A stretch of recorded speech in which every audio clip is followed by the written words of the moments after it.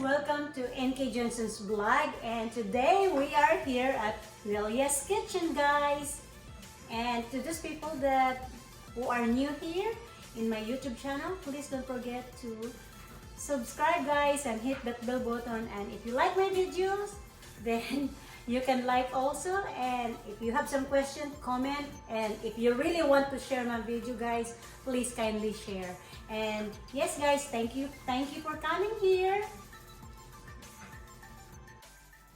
Hello guys, welcome to NELIA'S kitchen, NK Johnson's vlog. And today I am going to make a chicken Behon Guisado, guys. So now I am preparing the water. I'm gonna boil some water so that I can boil the breast chicken, guys. I'm using a breast chicken and I'm gonna boil it in order for me to use the stock, the chicken stock here for my sauce later for the chicken Behon Guisado, guys. So first, when you are boiling some water, you're gonna put some salt in it and a little bit this one brown paper.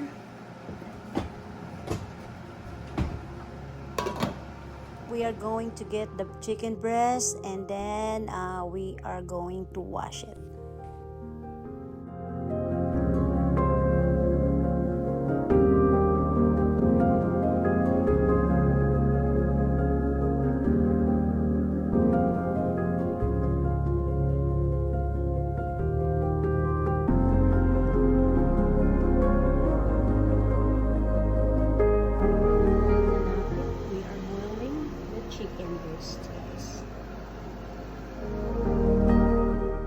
Slice all the ingredients that needs to be sliced.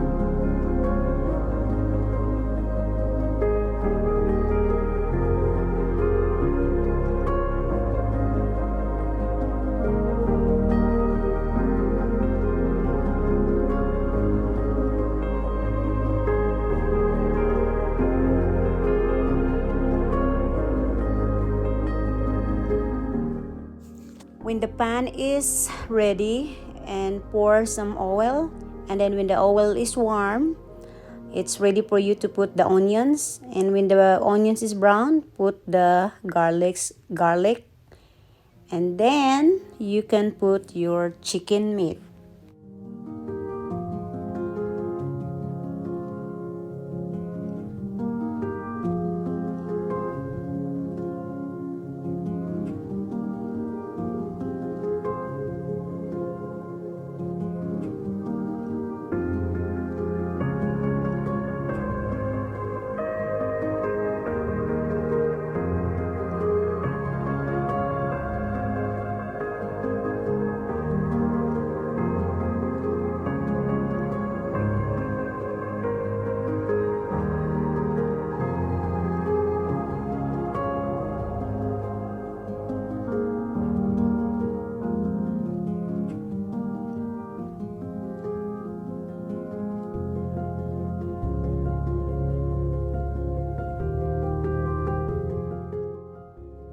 when it's ready, then pour the chicken meat and saute it together with the onions and garlic.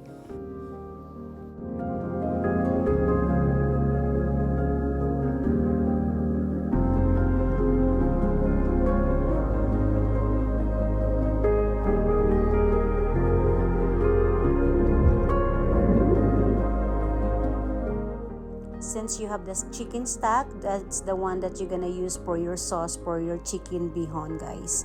As you can see, that's what I'm doing.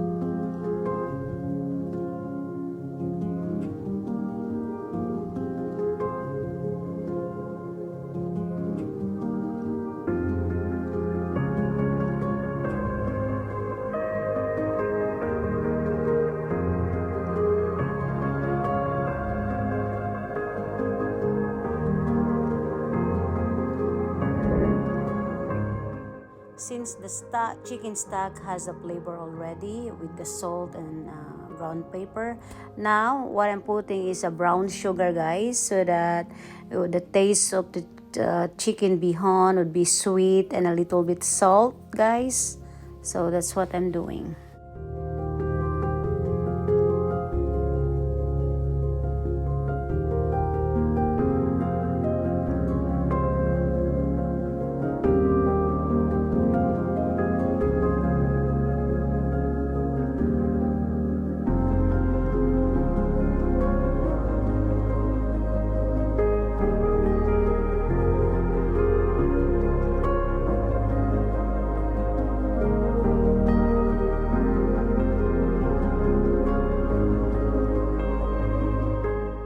Now guys, pour the soaked noodles into the pan and mix all together all the ingredients and with the sauce, guys.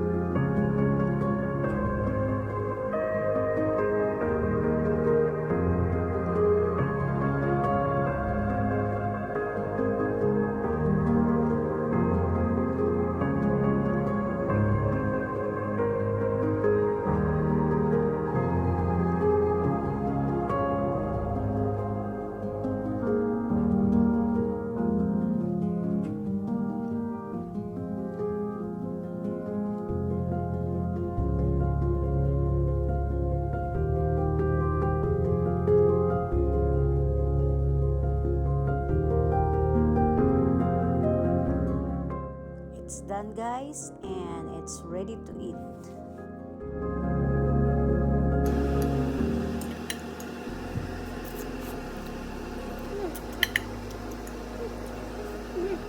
Hey guys, I'm done with my chicken Behon Guisado, guys, and thank you for watching, guys.